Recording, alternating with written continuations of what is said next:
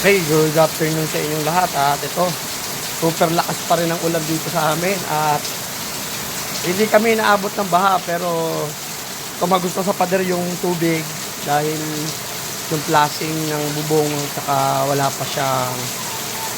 pang ano yan, ayan tawag yan, no, hindi pa napader na sementuhan yung gilid ng mga halid lang. Nakalimutan. Kaya grabe po yung ulan dito, patuloy pang paglakas. Kaya kawawa si Fury ko. Kaya si Fury ko, pinalot ko na muna. Talagang yung lahat ng talsik ng tulo sa kanya yung mga motor. Ito po yung bahay na ano. Wala pong baha rito.